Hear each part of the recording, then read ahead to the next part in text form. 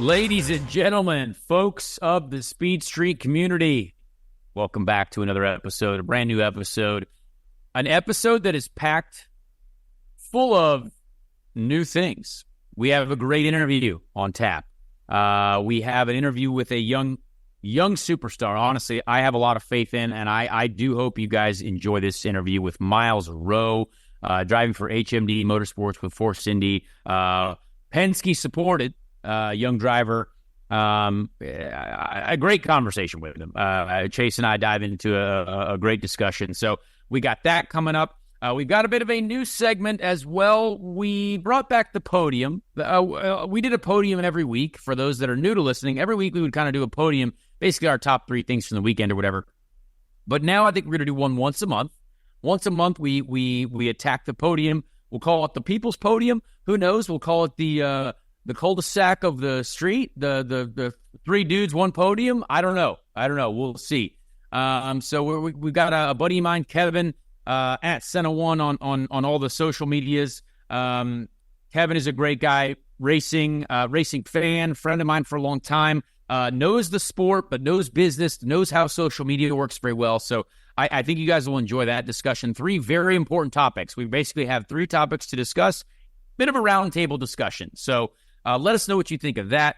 As always, please, leave us a comment on the YouTube page. Leave us a rating in the iTunes land and whatever that is. But let's get right into a lot of IndyCar news this week. We've got testing going on right now. Chase, how you feeling about it? You look great this week, by the way. You look great this week. And how are we feeling about our motor racing weekend ahead? Oh, man, it has been a great weekend. I'm sure we're going to dive all in. I know that. But yeah. Big weekend.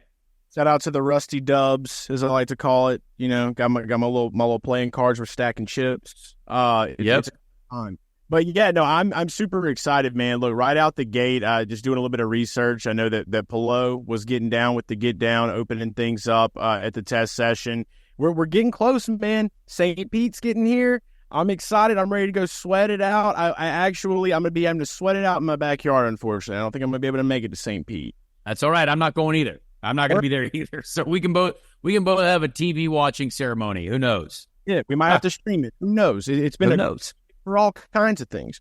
But I will say this much. I'm just over the moon. I got to go to St. Pete last year, and anytime you just see, the numbers are out, the drivers are on social media, they're getting excited for it. I get that little flutter of excitement coming into me. I know. It's I take it all with a grain of salt a little bit. I will say there's a long season ahead, so yes, it's good to get excited. Exactly. It is practically here. These couple days of official testing are very important. I feel like we've seen a lot of testing going on in the IndyCar space, but no one's really given us results of anything. There's been a lot of hybrid testing, and then there's been a couple different open days for a couple people, young drivers, rookies, people that are getting in different teams, etc. But these are the official days. Sebring's not big enough to host basically everyone on the same day because it's a small track. It's only a 52-second lap, 51-second lap.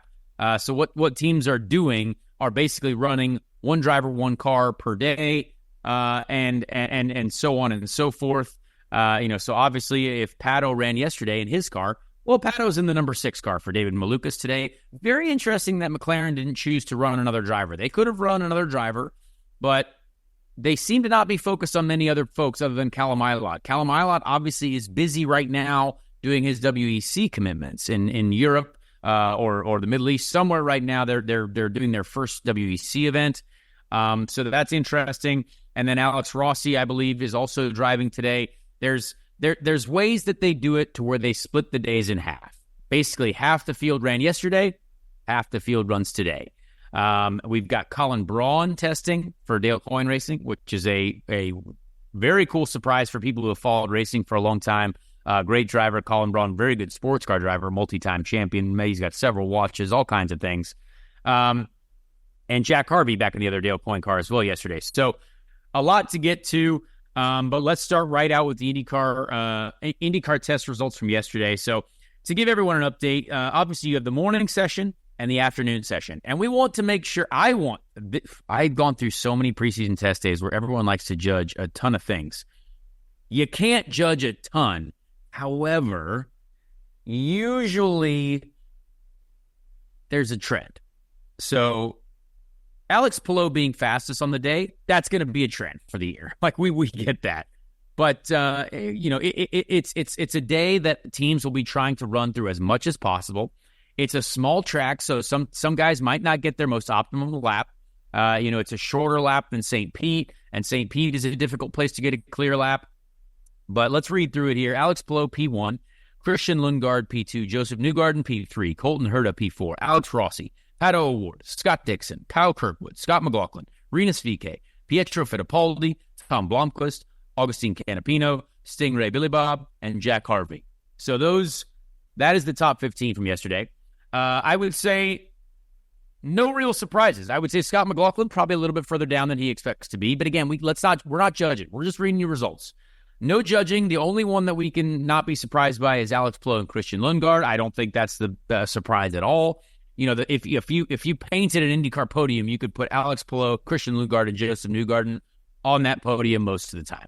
So completely understand that. We now have a session going on literally as we are recording this episode. We record on a Tuesday, and we do have a result from the morning session. Now, the morning session is very different usually from the afternoon. The afternoon is usually faster. The way the days work at Sebring is the sun is setting. You want to get out there for a nice new tire run at the end of the day, maybe set a good lap. Sometimes I've been down there to where the 4:30, 4:45 is a really optimum time to run, and then you might try to save another set for one more run, and you can't quite get any more time out of it. Sebring is a very difficult track because you're trying to fight for like 100th per corner. It's so small that you if you find 200s, it's a big deal. So far in the morning session, and again this will get updated probably after we're done recording this show. But Pato O'Ward quickest, easy. Will Power P2, understand that. Santino Ferrucci, big day for the Foyt team. Now again, they've got great engineering, and they are now partnered with Penske. So that's Penske 2-3. Because Penske and Foyt are combined. Marcus Ericsson, P4. Marcus Armstrong, P5. Felix Rosenquist, Graham Rahal, Linus Lundqvist, Christian Rasmussen, Kiffin Simpson, Romain Grosjean, and Colin Braun. Now, Colin Braun is not expected to go out there and light up the field. I mean, Jack Harvey did not have a lot of pace in that car. Clearly, Dale Coyne Racing seems to need a bit of speed, need a little bit of juice. But interesting. Nice to see some results pages. I can't wait to see what happens at the end of the day today and what we can all, dive into from there. But it feels good to have some results to look at, Chase. I feel like we're very close, and it's IndyCar season is right on the horizon.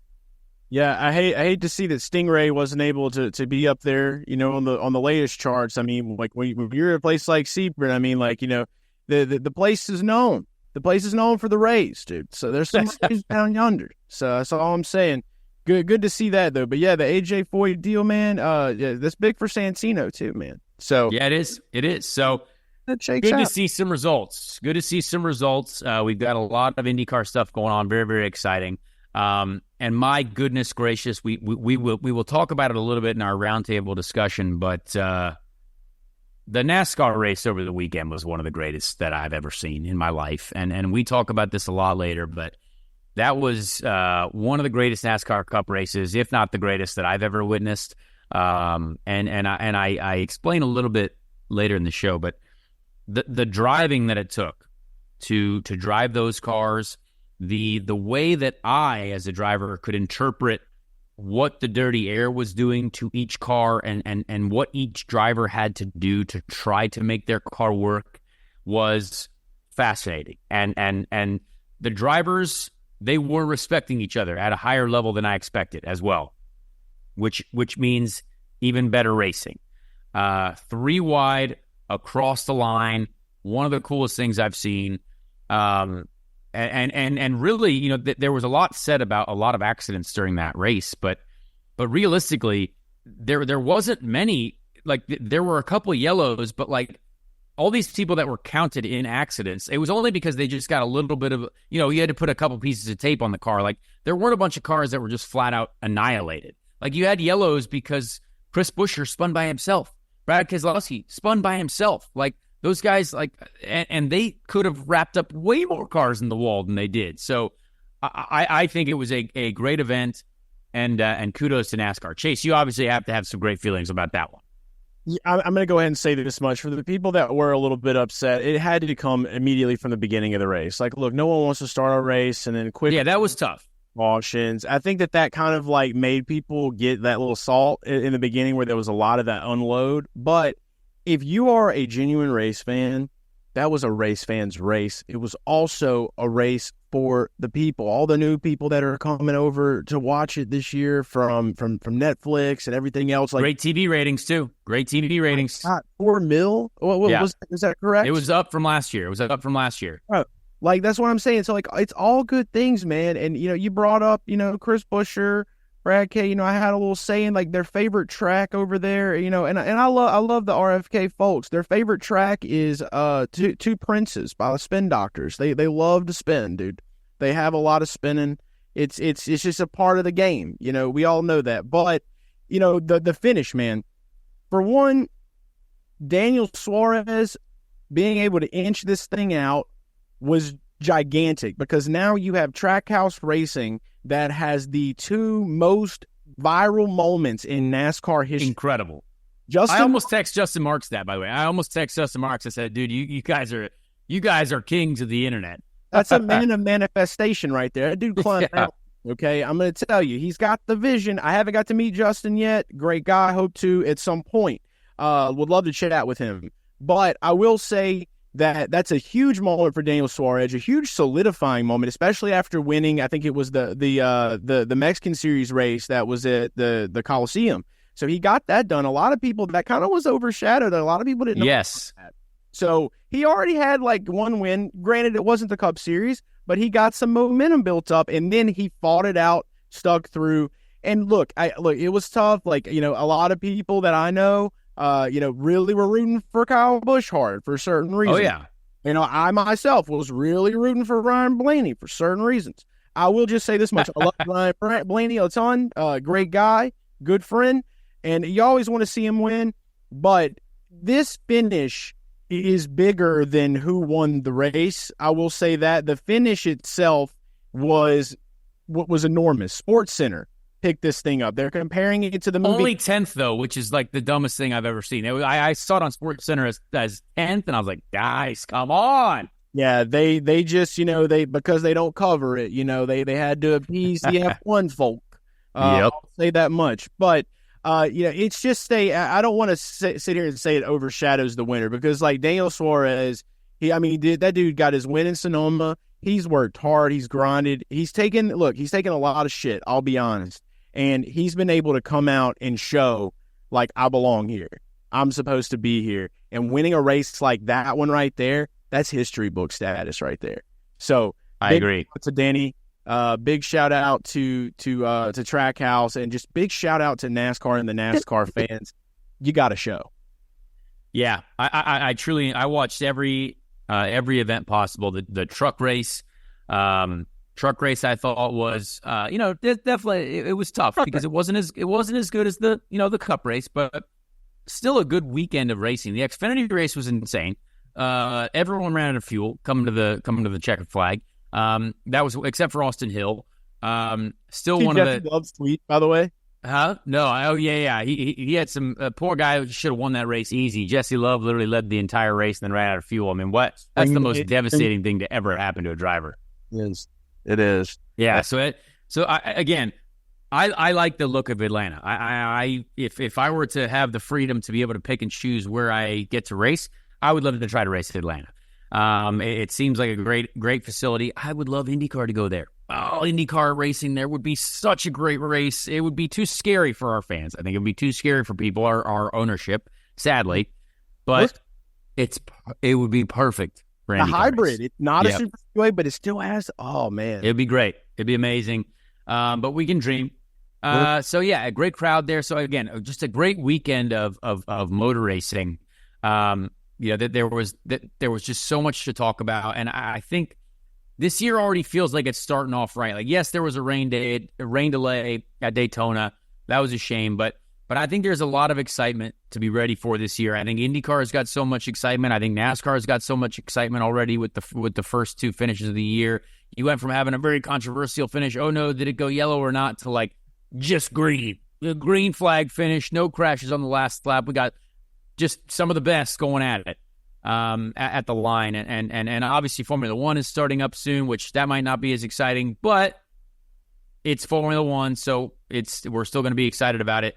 And IndyCar. I just think there's a lot going on with IndyCar right now that is truly, truly special. So much to look into. The IndyCar testing, glad that they had clear weather. I don't want to judge anything so far. There's a couple suspects towards the back that we would have expected some improvement from, but these things take time. Improvement does take time. I would say there's a couple teams and cars like the Juncos team. You'd be like, all right, they've got Grosjean and Canapino. Like they would expect to be probably, hunting for victories if they have their partnership with McLaren that we talked about, if they have a couple other things, but it is what it is. So it'll be a couple things to pay attention to. But it gets me going. It gets me excited. We have a lot of other things to talk about here as well. But it's just time to go racing. I mean, we are so close. We are almost there. This is going to be, it's an amazing time of year. A couple other small things that are going on before we get to our kind of roundtable discussion. This is going to be a long episode, so I want to make sure we don't go too crazy into small things here and there. But a couple start times were revealed for IndyCar and NBC, which is very exciting. Feel free to check out their channels if you want to have a look at that. We talk about a rule change in the IndyCar series in our next discussion segment, so feel free to talk about that. We talk about the copyright activities between F1 and IndyCar and the Indy 500. We get into that for everyone, so do not even worry. And also, what was our third subject? What else did we get into? It was the Atlanta. Yeah, it was all the Atlanta Twitter. At NASCAR Twitter is wild. And when NASCAR Twitter went against F1 Twitter about comparing the entertainment of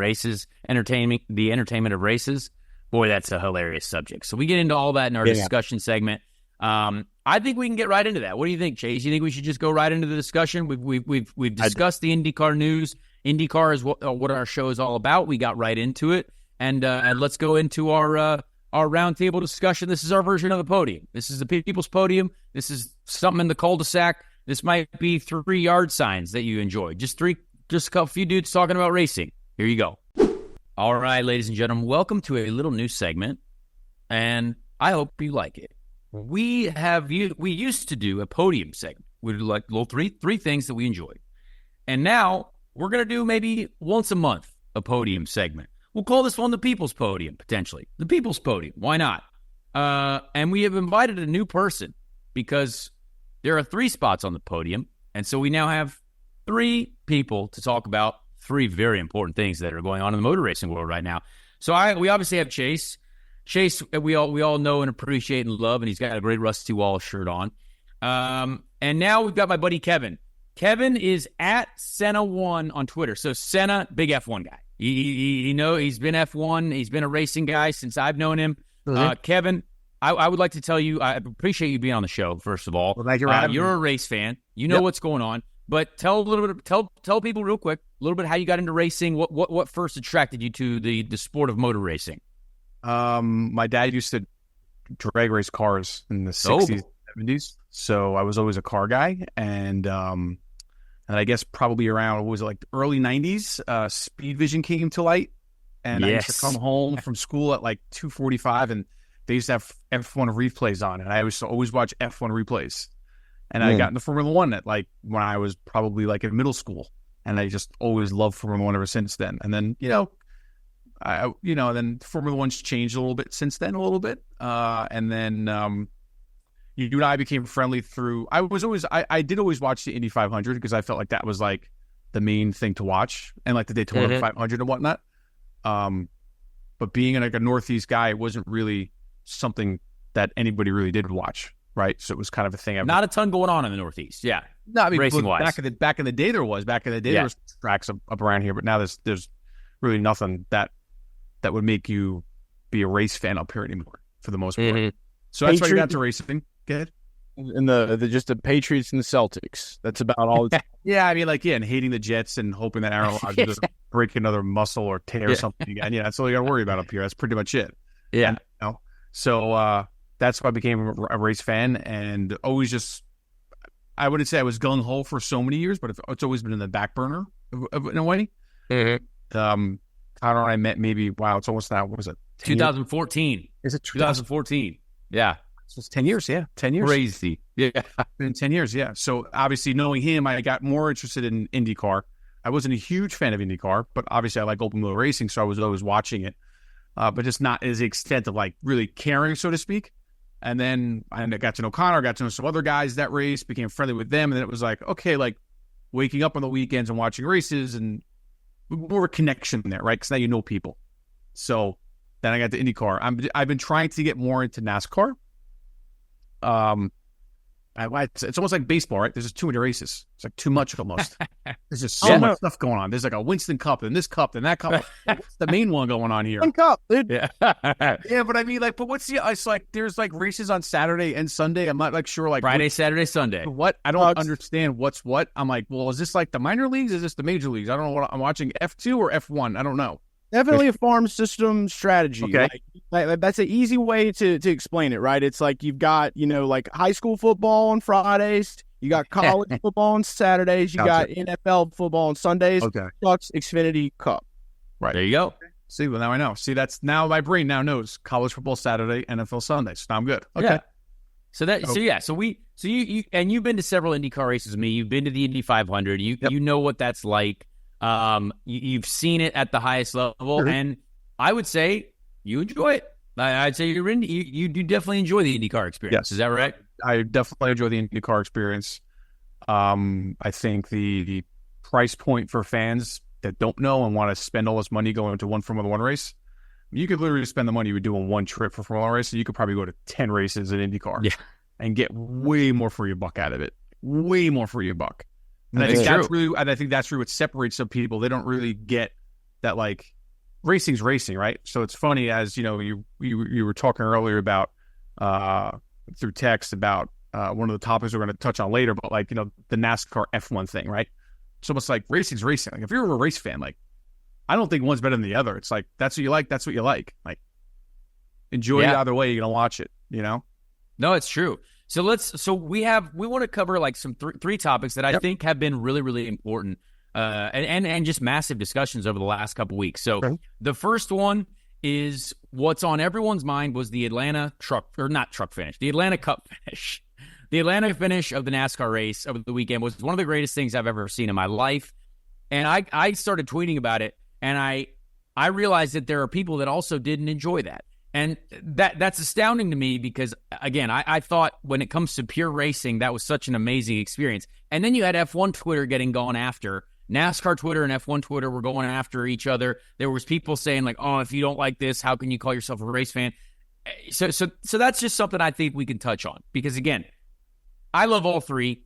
I wish more people were open to all three. And so I'd like to hear kind of us discuss a little bit of that.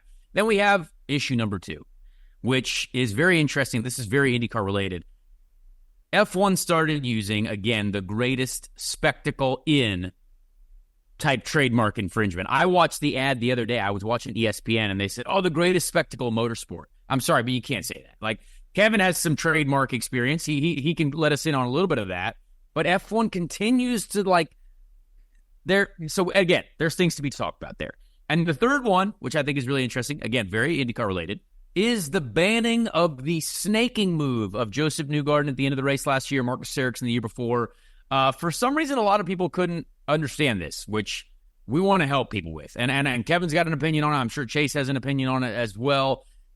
And I love Scott McLaughlin. He was responding to it on Twitter earlier. So let's get in, first of all. This is going to be the first thing on the podium. The NASCAR Atlanta discussion versus the F1 discussion. My opinion on it, right? I am going to go first. I thought that was such a fantastic race. There's always going to be crashes in NASCAR races. We know it. It's NASCAR, right? In F1, we know that there's probably never going to be a yellow flag. If there is, well, that's crazy. There's not as many cars. It's a different style, right? But there was a lot of people that were going after like me for saying it was a good race. And then like I saw other people going after other people like, oh, you guys are stupid. How can you not find this a good race? I I can appreciate when there's a good F1 race. I can appreciate when there's a good NASCAR truck race. I can appreciate when there's a good IndyCar race, right? Because, like, I think we have to appreciate each form of motorsports' differences and where they can excel. NASCAR can excel in the fact that they are all so close, side by side. They can do a little rubbing, and bumping.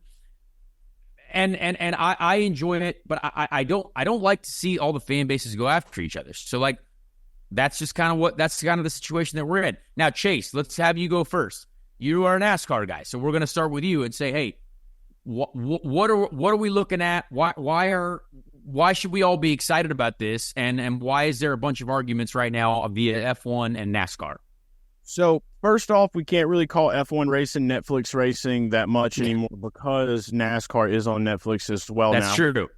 I think it's a very good thing, but there definitely is a rivalry. There's a little bit of I think it's a little bit of just like a little chip on shoulder ego that gets involved in the mix when it comes to these two guys, right?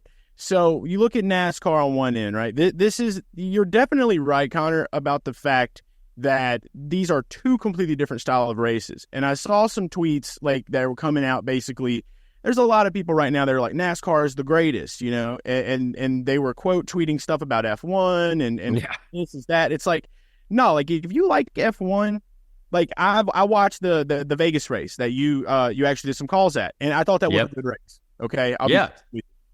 It's kind of like the differences between like liking to just watch a lot of like in your face, close packed action versus like some fighter pilots like getting down, and it's way more about strategy, right? So there definitely is strategy in NASCAR. There's strategy over here, but it's about the visual, like what you like, what is visually appealing to you, right? Like for me, I love knowing that there are these guys that are like trying to keep up with each other in this pack and stay formed without making mistakes. That it's like edge of your seat action. You're just shaking at the throttle. Cars are moving a little bit.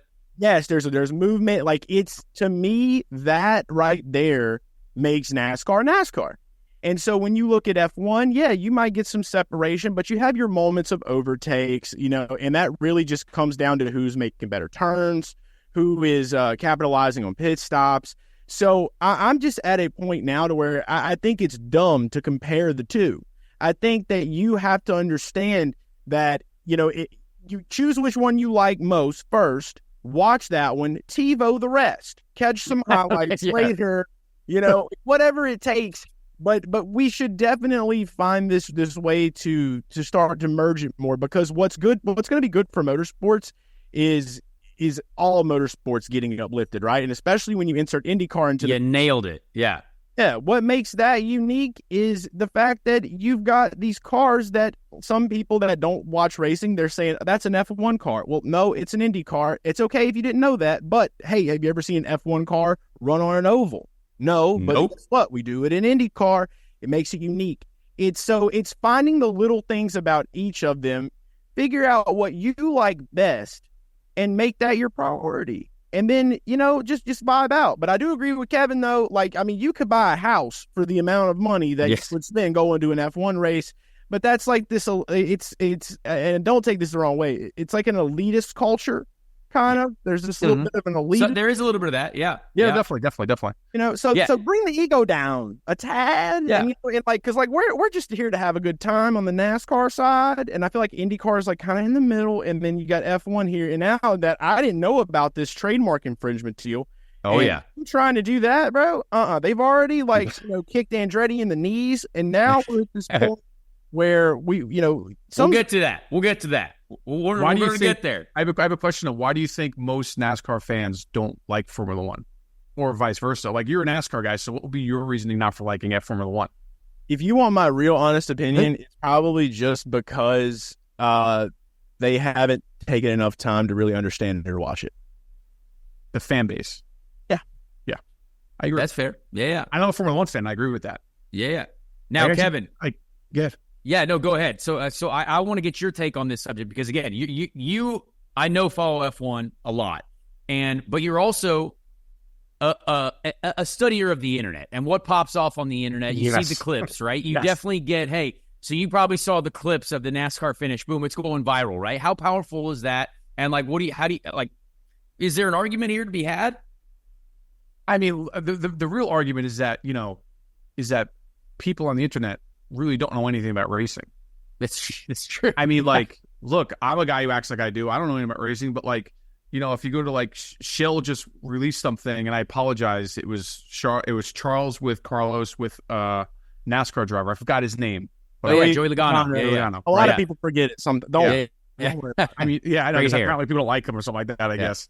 And they were talking. He's like, "Oh, so how many laps do you do?" He's like, "Oh, we're car for like 3 hours." And they were like, "What? How long?" Now, these are guys at the top of their game, at the pinnacle of motorsport, as they say. And they're like, "You're sitting in the car for 3.5 hours? That is nuts." Now, these are the people at the best of their sport agreeing that NASCAR is very hard. And there's a NASCAR guy agreeing with them that Formula One is very hard. But yet, you got Billy Bob in Nashville, who's eating a bag of Cheetos, and then you got Frederick in Zurich, who's yelling at him on Twitter that haven't done anything because they have an iRacing account. One only races Formula 2000. The other one only does dirt tracks, and they're acting like they're the best racers on the planet. It's like you have the two best in the world, and they're agreeing that what they both do is very, very hard. And to compare the two are totally different. I agree. You can't do it. It's wild. And listen, it's fun to watch, but it's just not for nothing. But it's very, very good for NASCAR, because it makes some Formula One fans go, I'll watch a race this weekend, because they're so close-minded, and so maybe some of the NASCAR. Actually, how about this? I think that most NASCAR fans are around motor racing at an earlier age than Formula One fans. Formula One almost seems now to be a sport where it's like, if you can attain the wealth to see it, you will then become interested in it. Netflix showed that if you're wealthy, you go to these races. I have friends who live in Miami that went to a Formula One race. They would call me up and say, "Who do I bet on?" I'm like, "Bet on Max." Like, but he's not starting first. I'm like, "Don't worry, he's going to win." Yeah. Is it that obvious? I'm like, it's that obvious. And the people, the guy knows, he doesn't know what he's talking about. My friend's like, he's been watching this for 20 plus years. He knows what he's talking about. Sure enough, Max wins. How'd you know that? It's like, that's just what happens here. But that's the downside of Formula One, but that's also the plus side of Formula One, right? So it's like, when you have someone that's out there that's dominating, people want to watch that person either succeed or fail. Yes. And I think that's my one main problem with IndyCar. I feel like there's not one guy that wins every week where, like, I want to see, I'm just going to pick a random guy, no offense, Joseph eat the wall this week. I want to see his engine. I want to see him done. I want to see him get knocked out. You don't have that. You have so many different guys winning where it's like, you can't really hate on a guy. You want to hate on him, but he's not winning enough for you to really hate on him. I feel like if you have that one person, like you had Lewis for a while, now you have Max. So it's like, people watch because they want to watch Max lose. People watch. That's Lewis a very interesting Lewis point. Lose. Yeah, that's a great. That's a very, very interesting point. And we have such an interesting motorsport spectrum, and we're gonna get. I want to try to give each topic a little bit of time, right? Mm-hmm, sure. But that, when you say NASCAR's here, IndyCar's in the middle, and then Formula One's there, you're exactly right. In NASCAR, you have no idea what's going to happen, right? It's super speedways. It could be the guy who started dead last, who's plus 50,000 odds, whatever it is. Dude. Never know, right? But there are still the powerhouse teams that end up winning the most. However, sometimes there's craziness. In F1, I agree. If someone other than Max wins, it's like, oh, it's a great day. Like, people explode in their mind. And IndyCar, I think I love IndyCar though, because we do have such a balanced field. Now, again, that is one way to look at it. Like, you can say that, hey, we don't want just one, like, there's not one guy that's dominating.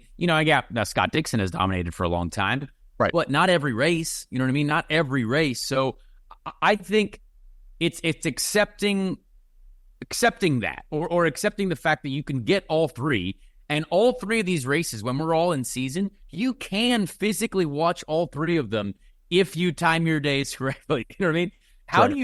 How are we able to get, like, NASCAR just had 4.5 million people watch their race at Atlanta, right? That's a lot of people. That destroys F1, destroys IndyCar ratings. That's huge.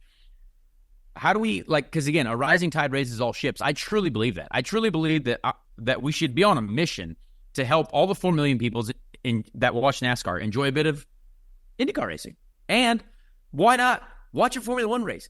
A lot of those Formula One guys, they also watch NASCAR. Like, they enjoy it. they also love IndyCar. Like those guys, when I go say hi to them in Vegas, like they know what's going on. Like they pay attention to what's going on in the world. So it's very interesting points that you brought up. Kevin, I like that a lot. So one subject down. We can come back to it at 2 if we want, but I want to get right into the next one because we're kind of making this a roundtable discussion. I don't know. This is a new thing. Trademark. Kevin, you know a little bit about trademarks. You're a business guy. You're a big business guy, smart man. So if anyone did not see it, F1 has used the greatest spectacle a couple times in their ad campaigns. For Vegas, they did it last year, and I, Doug, the president of the Speedway, is my family. So like I hear immediately like, you can't do that. And because that's, there's things that are in trademark laws, et cetera, trademark, all this stuff. I don't know enough about it, but whenever you hear the greatest spectacle, I think Indy 500. I think most people think about that. If you're a race fan, you kind of know it as the Indy 500. But F1 is trying ever so much to take over this country, of course, the United States of America, the big viewing audience. Kevin, tell us a little bit about what this might mean, what they're trying to do in your opinion. And, obviously they've already removed it. Like the newest ad for Bahrain is gone. So clearly the threat of us maybe going after them for something is having an effect. Right. Well, first, the ad, you guys obviously saw the ad, right? Yes. The ad was just filled with crashes. So they're going exactly for the U.S. market. They're going for America. Oh, my NASCAR, God. all crashes, biggest spectacle, crashes. Meanwhile, it's usually there's maybe a crash. Like 3 times every 4 years. Yeah. So they were showing all crashes. So that's one thing. Now I did read an article with Doug in it, and Doug said, listen, we're just not going after Liberty Media Formula One. We go after even the small guys that use the name because you have to. Because once you're president of letting someone get away with it, then you have an issue with that. Then it's like, well, why'd you let them do it? You should let them do it. So I can't even. This is a great example. Yeah. Like if you want as a driver, I can't go out and put the IMS logo on anything that I want to. Like, let's say I wanted to make a cool T-shirt for something, and I maybe we have the wing and wheels on IMS. No, you can't. You can't do that. Right. The IMS, Penske Entertainment, they own those things, and you have to pay for that. To pay for them. Yeah, pay for it, and whatever you sell, they get money from. Exactly. So I think Formula One and Liberty Media at this point are just going to see what they can get away with. And they're just going to poke the bear, and see what happens. And then it's going to come down to they're trying to make it an us versus them kind of a thing. But what I think Formula One is kind of short-sighted in doing all these races and everything else they're doing. They're not really making it for a longevity thing. They should really, in all honesty, want to educate everyone about motor racing. So when their fans go to the races, it's not just, whatever, like first and second place, I know who's going to win. It's like, yeah, but if you're a real fan like me, I'm watching 6 through 14. That's what racing's happening, right? Because exactly. All the other stuff is, what's going to happen, right? So the spectacle of it and using the trademark, you can't, you're trying to pit a battle against people for no reason. You're trying to split people. And what's going to happen is that if someone has loyalty towards IndyCar, they're just going to go, I'm just not going to go to the race. I'm not going to go to Formula One race. I'm not going to go to Miami. I'm not going to go to Vegas. Why are they being petty about this? This is Indy. Because people out of the States that aren't race fans or race fans, people who aren't race fans don't really understand the magnitude of the Indy 500. I went. It's true. I watched it on TV, but I'm getting goosebumps even thinking about it. There you go. Up there in that infield first time, and the place was empty, and I was just like, "Holy, is this even for real? This is massive." I texted Connor, I'm like, "There's a golf course in the infield, trees, full-grown trees, dude." I freaked out. This is ridiculous. He's like, "Oh yeah, man, this is great." And I was just like, I didn't realize how big this was before. You don't really understand the vastness of it, and to just nickel and dime IndyCar and be like, "Oh, we're taking this. It's wrong." They know it's wrong. Oh yeah, so absolutely. I know they're fighting a losing battle. I feel like they're in a corner, dude. I really do. I feel like because of with the Andretti thing that happened recently, now they've got this thing. The Netflix show with NASCAR is showing to be a success because people like entertainment. Okay, right. It's the reality. People want to be entertained. Let's be real. There's no sugarcoating it. It's working, and it's working really good right now. And because NASCAR is putting on fantastic shows, that's working good. So it's almost like they're like that bully that's getting mad when they're seeing the people they're picking on win. And then they're just kind of like, who else can we go after? Now they're looking for the new person to rub a noogie on. That's what they're doing with IndyCar right now. It's exactly what's happening. And that's a bad reflection in all honesty, because that just means that if you're going after these things, we all know what the greatest spectacle in racing is. I wasn't even before I went to an Indy 500, I knew that. So that's why I'm saying that it just goes to show that they're scared. They're scared because they may be losing some of this because a lot of people were not happy with the fact that Max is constantly winning. The entertainment value is dropping a bit over there, and they don't know what to do. So now they're just picking on people for no reason. America is the most valuable market, like that, and they get it. And right now, like America, sorry, but a ton of money, consumers, company. I mean, everything. So Kevin brings up a lot of great stuff there, and I hate the battle because I don't want to see Formula One not succeed, but I don't want to see Formula One try to come after something that is such a great American event, a great American tradition, a great worldwide motor racing respected tradition. You have drivers coming from Formula One to compete in the Indianapolis 500. You have drivers coming from the NASCAR highest level to come compete at the Indy 500. So that's off limits. You can't go after that. Look, the IndyCar series does need to do a lot of work. Every other race needs to get some popularity. We understand that. We're fighting for that. But don't you dare go after the Indy 500 and stuff like that, because that is overall respected by everyone in all the paddocks. It doesn't matter if it's the F1 paddock. If you talk to the real folks in the streets over there in F1 and the real folks in NASCAR, everyone understands that the Indy 500 deserves the utmost respect. I believe. Right. Yeah, I know. I agree. I agree as well. Yeah. I mean, tell Max to come run the Indy 500 before they say another word. Before there's another word spoken. Max, happen. Get over here, run the 500, or tell your series to quit it. Listen, I feel like Max, not for nothing. I feel like, Max gets a lot of hate from people, but like, would you like people who are motorsport fans see what Max is doing, like when he's like not racing? They're like, this guy already started his own like his own GT car team. Like, he's got like a DTM team. He's gonna this guy's gonna be racing forever. Like, Sainz Senior, like he's gonna be in everything. And another thing you have, like what happened was that when Alonso did the Indy 500, which our friend Connor got to hang out with him like every day. He would always be like, "Hey, I'm on a private jet with Fernando." I was like, "What? Oh my God, you're so lucky." We went to New York. Hey, guess what? I was like, "Oh my God, this guy's so lucky." But I feel like people on like Reddit or Twitter would be like, "Oh, we'll see all the fans are going crazy for Fernando. They're all going crazy for Fernando." I'm like, yeah, because they know he's at the Indy 500, and they know it's not going to be 35 layers of security to get to him. They know he has to walk by them, and there's nowhere for him to go. He can't avoid fans. He's going to have to be right in front of them. Not a fan that spent $50,000 on a ticket. A guy who spent $10 got to see him. That's the difference. And I think when other fans don't realize how IndyCar is and the access you have to the racers, and I haven't been to NASCAR, so I don't even know how that is for that one. Maybe you could fill me in on it. Same thing, right? So it's a little bit more difficult, but it's still better access than F1. They say that's the issue, though. They say that's a big issue, right? It's because of the exclusivity. And I do feel like it does add more hype whenever you have people that are off limits. Like Denny Hamlin. That is interesting, yeah.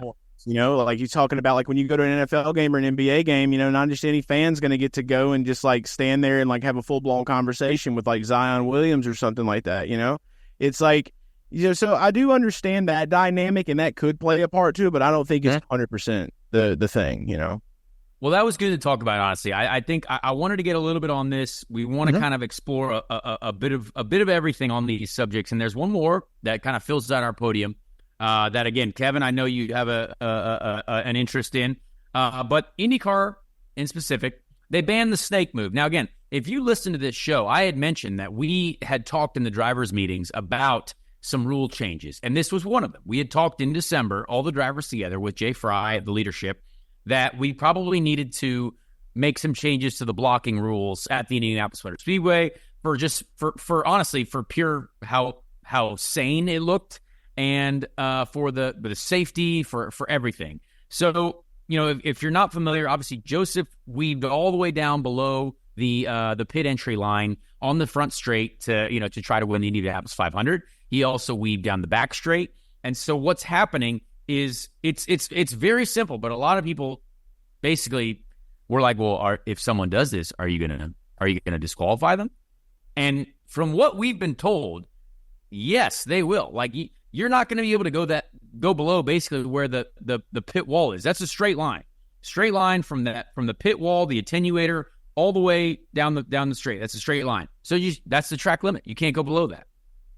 It's pretty black and white, but it is interesting because I think all the weaving, like we saw Simon Pagenaud do it a little bit, and you're trying to break the draft. I get it, but I think you're going to see a bit of a change in the rules only because I think it's a safety thing. Now, Kevin, what you said it looked cool to me in a text, so I was like, well, I also don't. I was going to ask you, since you're the race driver here, and no offense, I don't know if you race or not, so I apologize. Chase does not race. I'm just a guy. Okay. I racing too. Yeah, we'll be friends later. We'll go race each other. Okay. But what is a reason for it? Like, is that part of the track flat? Are you getting more speed there? Is there no pitch anymore on there? Is that why you're going down there? Is it to break the draft so he can't be in your air anymore? You give him dirty air. What's the reason behind it? Yes. So the whole reason behind the snaking is essentially to break the draft, to make it more difficult for the car behind to get that suck up effect. Now, I don't actually know if that works very well because every time I've seen someone do it, like I haven't been too deep in that train because if it starts in P1, even when I was running 5th or 6th at the 500, we're still weaving too. Now, I do believe it does reduce the closing rate because it's not as just in synchronization of a draft type experience. So that is the reason why. Now, if you do that so aggressively to where if you do get the run and you're swinging back down and old buddy behind you tries to pop out, that becomes a dangerous thing. That becomes because we do have rules in IndyCar that you can't make a reactionary block. Now, again, are the officials going to make the call, come to the checker for the Indy 500 if someone slams some other guy into the wall trying to block them? I don't know. That's going to be a big deal. So that's what I think people have an issue with is, are they going to call this? But we have to have rules in motorsport. I do believe NASCAR doesn't necessarily have rules when it comes to the checker flag. We see people hitting each other all the time. And that does seem to work, but I think at the Indy 500, we've always had rules. We've always had these blocking rules. It's just now it seems like we've determined, hey, it's getting a little bit crazy, swerving all the way out of 4 into the pit entry. And I think it's a safety thing. I think purely it goes down to safety. I can see the safety reason. And with like NASCAR, I mean, like you have the line, right? You can't go below the line. Don't go below the line, and you're fine. NASCAR does have that rule, so it's very similar. You can't pass below the yellow line. That's what I was thinking with it too, because like for one, I am a big advocate for the move. I feel like in that moment, not only because for my own personal reasons last year in the Indy 500 and certain areas, it was a very great day. I'll leave it there, but I will say this much: it was so cool watching him make that move, and there was a lot of chatter about how close he was coming to the pit wall. And I mean, dude, like he was very close to it. I mean, that could have been a terrible time. So from a safety perspective, I see them like using that maybe as the reasoning, but like what Connor's talking about too is, I've heard from a lot of people talking about the Indy 500, especially like we're talking about breaking the draft, right? Usually when you're in second and you're coming around there, like that car is usually going to have an advantage to be able to make an overtake. So with what he did he went full risk it for the biscuit, dude. And like that was Joseph Newgarden all day long. I loved every part of it. It's just that I think that is him defending his position the best way that he could to the best of his ability at the time and taking a risk that he felt comfortable with. If there is a rule that's made for it, so be it. It is what it is. You got to kind of roll with it and find a new way to adapt to win. Exactly. I think that needed to really like be a thing. Like, no, for one, it looked awesome. And I don't know many other, wild boys that would make such a drastic move other than someone like a Joseph Newgarden who has been trying and trying and trying for an Indy 5 for a minute. So, he put it all out there on the line and he got it done. But at the end of the day, if they make the rule, they're just going to find new ways to adapt. Yeah, and I think I think what we're going to see going down the back straight as well is something very similar. So there was chatter, and I don't know if this was defined yet, but there was chatter about if we come onto the back straight out of turn 2, a lot of the times we drift to the middle of the track, and then if we make one blocking move down to the inside, that's usually it, right? So there's talk of us being able to only make about 2 moves. So that's coming off the wall, going to the inside, and going back out to the outside. That's your 2 moves of that means you can't go snake one side back to the other and then back to the other and then back. So there's talk of that as well. But realistically, all that was defined currently is that you can't break the track limits wall, which is I think it's fine. Now, I don't know how that's going to work out, but I believe that Joseph, honestly, Marcus had a really good run on Joseph last year. So Joseph, you can see in your mirror when a car is within striking distance. And I would say Joseph, the only reason he did that is because he knew Marcus was close enough that if he only went a little bit to the inside, Marcus might end up wheel to wheel with him at the start-finish line. Now, the year before, Marcus did a little bit of weaving, but the car behind didn't even get close. Marcus actually got pretty close to Joseph. So maybe that was the move that really helped him secure it. But I am glad that we focused more on let's be efficient through turn 3 and 4 to extend the gap instead of just swerving out of 4 and trying to make it kind of a crazy-looking deal. So the real safety issue is if the lead car doesn't get back on the track in time and hits that pit wall, right? That's the real issue here. It's not the issue of does now Connor. So when the lead car pulls off and you're coming into that turn and he's in front of you, obviously your inputs are different because you're oh my god, that's oh my god, if this be on there, I'm gonna be talking like an idiot. You have no downforce, right? Yes, yeah, you're in dirty air. Yeah, you're in dirty air. So like, is your driving really changing from the car in front of you not being there anymore? I mean, the input on the steering wheel, is it that much? Is it also safety for the secondary car? Well, think if the leader in P2 crash out of turn 4 in front of 30 other cars, on the last lap. Not a great look. So they're right. trying to figure out how we can make this a bit safer. And the attenuator, which is right at the beginning of pit entry, that's the worst thing you could possibly hit as a driver. I think that's the worst thing you could possibly hit. It's essentially like you're driving into a javelin. So like that would split things in half. Poor Spencer Pigot, our buddy, hit that at the Indy 500. That's a big hit. Oh, buddy was hurting for a long time. He's still feeling it also. He's still feeling it, yeah. So it really is a safety thing, but it's also, we do have to put track, like NASCAR even puts track limits on. And to be fair, that is one rule that they do follow. They might wreck each other coming to the line, but you don't see anyone getting a big run down the bottom and they're going below both yellow lines and making NASCAR make a call. Like, they know that that's a rule. So I think this is fair. I don't want people to misinterpret this at all and not understand that, hey, it's just something that needed clarification, essentially. So on that one turn, they're only allowed to make one move down. But let's say... Well, that's not the thing. So basically, I don't know if it was confirmed. I'm just saying what I thought, that we're now only limited to a couple moves. But technically, if the car is behind you, our blocking rules, you can't make a reactionary move. So when you block, you can move as long as you move first.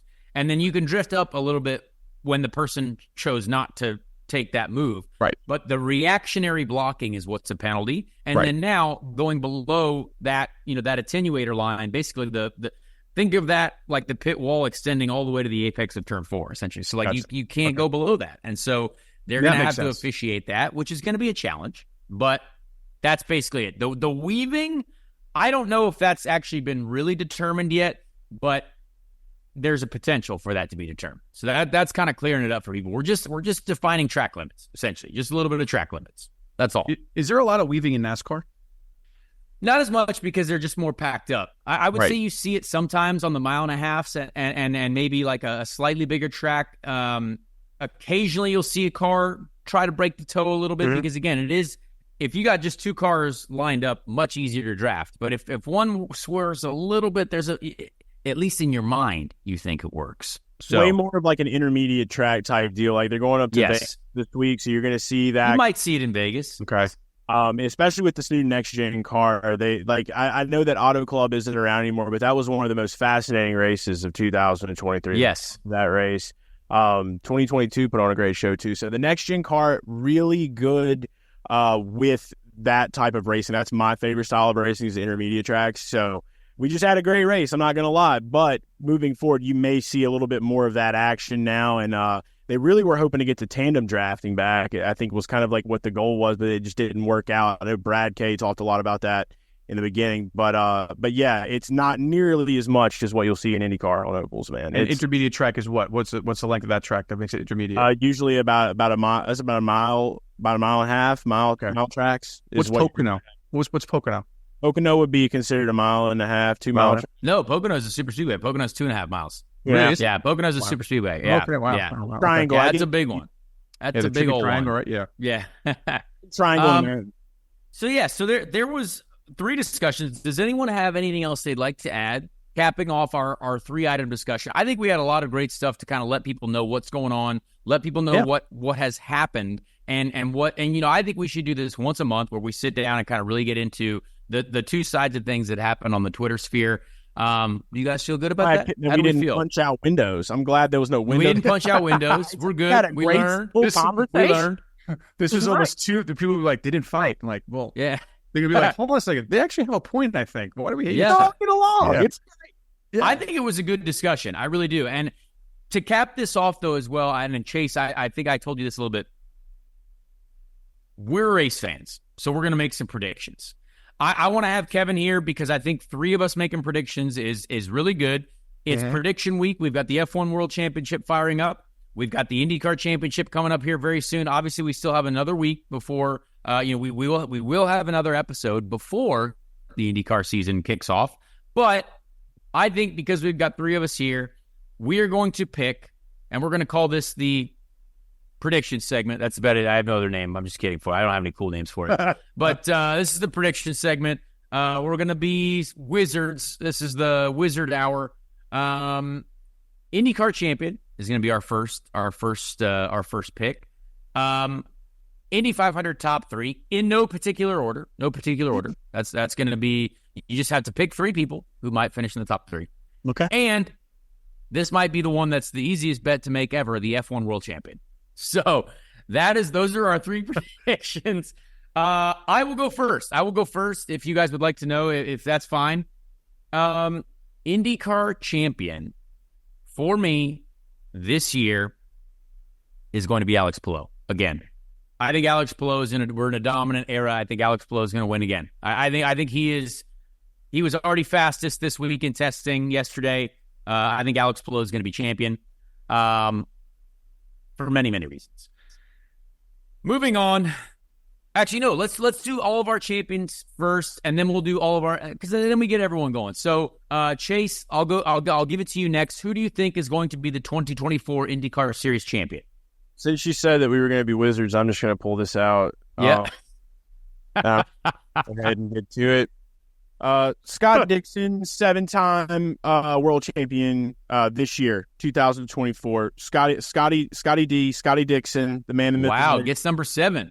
Number 9. Like he's going to be one of the first one to it. It's Scott Dixon. This is the year. All right, that's the prediction for IndyCar world champion of the world. I love it. I'm gonna go to left field. I'm gonna say Florida man's gonna win. I think Kyle Kirkwood. Ooh, I could see it. I could see it. I think I think he's a little bummed out that I think he's pumped for his friend in Formula One, but he got to be like, yo man, I'm the cooler one, bro. I'm a champion. You got like a point. It's cool, but like I'm the champ. Kyle Kirkwood, good friend with Logan Sargent. They're both Florida men. Yes. Wow, a Florida man as a champion. I like that. I think that could happen. I just hope at the end he's got a mullet at the end. I just hope he grows out a mullet. If he starts winning races, every race just let it grow into the month. So the grow. If he gets St. Pete, you're on to something, dude. Yeah. See this? Say that. If he wins at St. Pete, you're on to something big time. I do like that pick, honestly. I do like that pick. You like that one? All right. Now we're going to move to a very, very important subject, the Indy 500 top 3. Now, I asked this of our guests. I do ask this of our guests sometimes, guests that are not necessarily involved in racing. So I'm going to have 3 people that I think are going to finish in the top 3 of the Indy 500. I'm going to go with myself. Obviously, I can't pick myself for this case. I'm also going to pick Alex Palou. Alex Palou's been very, very fast every year. Sadly, those are 2 easy picks, and I know it.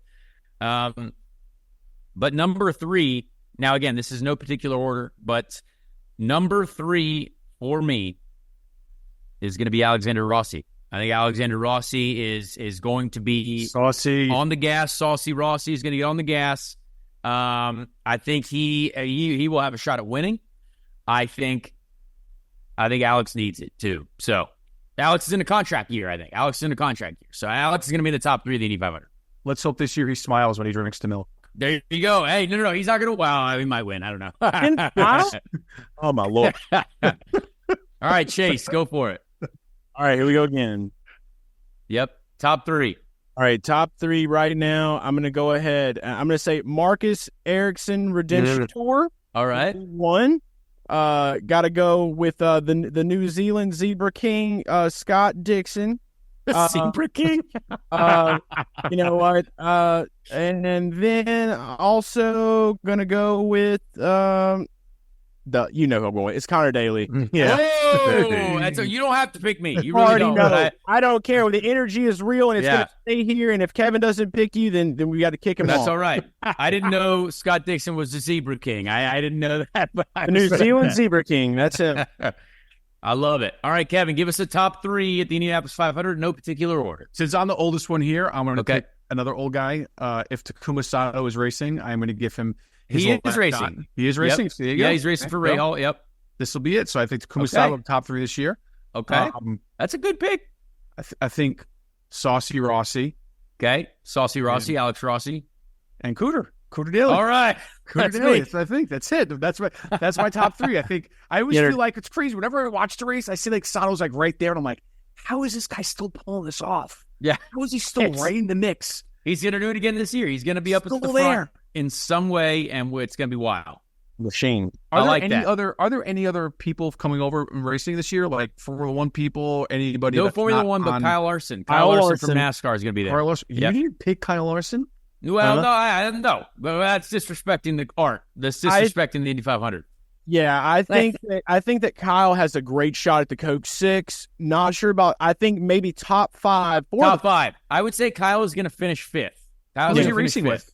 McLaren. He's McLaren. Yeah, good team. Yeah, I'll just throw this out there real fast too. I want no hurt feelings. Shout out to my dog Scotty Mack. He's a top 5 guy too. Yeah. Now we're moving into the top 5. So, how many cars did McLaren have this year in the Indy 500? They will have 4. So Kyle will be the 4th. Yep. That's a lot, of course. Yeah. It's gonna be good. Is that the most of the field? Or does Penske have like 13 again? No. Ganassi's got 5. Yeah, Ganassi's got 5 all year. Yeah. Ganassi's got 5 all year. So, yeah, it's gonna be a big one. It'll be a good one, Kevin. You're gonna be there. You're gonna be watching. Yeah, you're gonna be watching. We watch the trees with me. Yeah. All right. Yeah. Kevin's gonna get. We're gonna give him a tree house and a hole 8 of the golf course. Hole 8 of the golf course. Build us a tree house. I'll be in the grassy knoll. Yeah. He'll be over there. All right. Moving on to potentially the easiest prediction of all time. I think Max Verstappen is like minus. I forgot about Formula One. Max Verstappen, I think, is minus 700 to win the world championship or something absurd. There's some wild odds. Of course, I am going to go out on a limb and say that Max Verstappen is going to win the world championship. That's a great one. I really wanted to say Lewis Hamilton. I actually wouldn't mind seeing a nice little battle to the end with Lewis, but I just don't. I don't know if the Mercedes have it in them. I think Max is the easy one. I think I don't want to be easy. I hope all 3 of us. I hope there's another answer other than Max Verstappen. Maybe Chase, you'll find some. Maybe find something in your little wizard sphere over there. Yeah. All right. So I have the answer here, and look. Okay.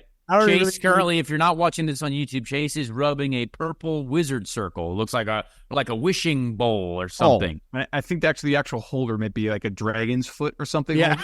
Something. Yeah. The sword. Yeah. It's a dragon's foot. One of the trees, an enchanted tree. Yeah. So I really don't even have to rub the crystal ball for this one. I feel this one in my gut and in my soul. Ferrari's time. Ferrari's There it is. time is coming, and there's been a lot of bad luck for one guy, and it's my guy. Okay, if I'm going to pick a guy in F1, I've already got him, and I gave him a nickname. It's the homie Charles Leclerc. All right, I want to let you know right now, he's coming, bro. He's coming. Charles. He's flying high, and he's going to soar, and he's going to soar the finish. This is the year. Charles Leclerc, world champion F1. He's been waiting for it. It's his time. Charles. I'm out. Charles. Yeah, I think he's got a point. You know why I think he's got a point? Because I feel like Carlos has the worst luck in Formula One. Oh, yeah. And always watching his manager on the show getting so angry with the guy with the glasses. I was like, I can't believe it. He's like a maitre d' at like a Spanish restaurant that like can't believe like you're partying from 2 to 4 and he's just getting angry like I don't need tables for this. Yeah. He's like that angry guy. And I feel like Charles will win this year and the car is going to be good for 5 years. And now Lewis steps in because Lewis is not a dumb guy. He's going somewhere that's got something happening. Smart. He's 10 steps ahead all the time. So I might agree with you saying Charles wins, Carlos leaves, and then Lewis wins 2 or 3 more. And I think that's where it's going to go. 2 or 3 more? Woo! We just made history. An F1 fan agreed with a NASCAR. Charles. Charles. I can't believe I was the only one there who ended up with Max Verstappen. That's hilarious. Well, I mean, listen, that is the. Well, we got to be different. We got to. Yeah, let's have something to cheer for. Yeah, that's what's going to happen, right? So it's like, I listen. Last year, I thought Alonso might pull out last year. Some races they were coming up there. I said, hey, I looked at it like the IndyCar way, right? Like you could win 1 or 2 and still win the championship. It's a math game here, right? You might just get there a couple times. I was like, maybe he might pull this off, and then obviously it fell apart. But Max just kept winning and winning and winning. I was like, okay, am I really waking up at 4 o'clock to watch this race? Yeah. Right? I love it. Well, guys, I really enjoyed this segment. Honestly, I think we could go on forever about a lot of these things, but we want to basically hit them on the head. And I really appreciated everyone. I think all of us opening up the discussion about this is important.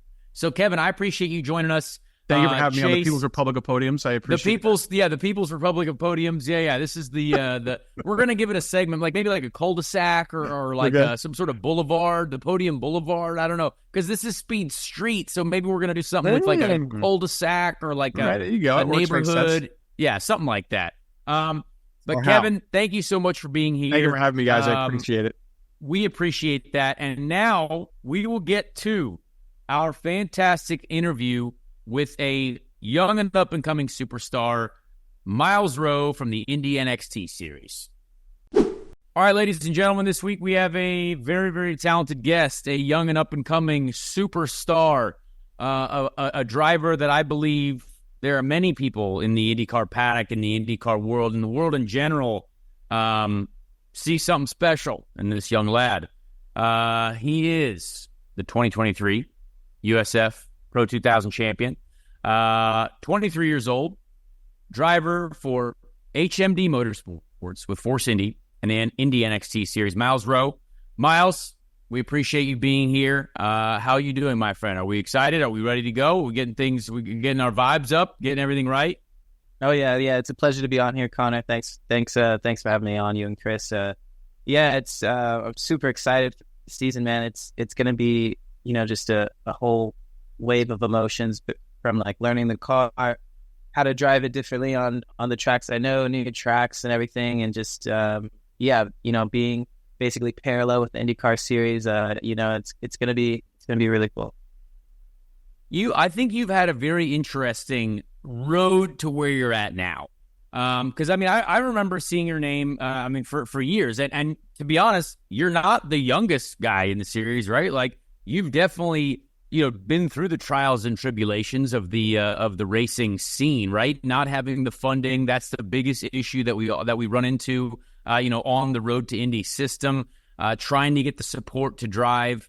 But I think also you have either been in situations where all of a sudden you got wrecked out of a race that, might have launched you into the right situation in the championship, etc. And you're still here. You have won a championship to now put you into the Indy NXT series. what has been the most difficult part over the last, let's say, 4 or 5 years as you've moved into the car racing scene? What's been the biggest challenge for you? Obviously, everyone can say funding, but I guess expand on that if you can. Yeah, for sure. The biggest challenge, funding is every driver's biggest challenge, trying to just show up, through the next race weekend, and especially the next championships, and having support through the initiative of the Race for Equality and Change with the Indianapolis Speedway and Roger Penske. That has sort of really helped pave my way.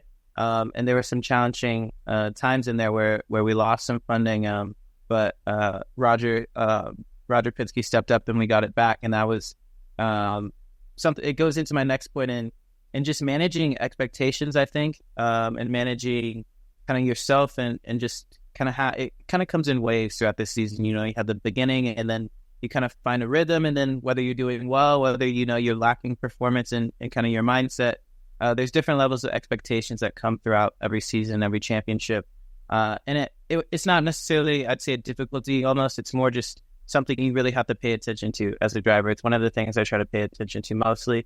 Some people will call it pressure, and other things.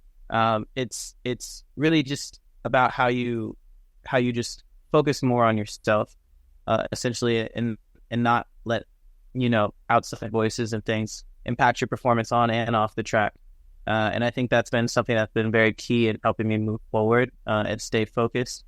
Because as you move up through the ladder, through any sport, there's a lot of different voices and noises coming in that can lead you astray. So I think it's very important to focus on those things and learn how to stay on the right path.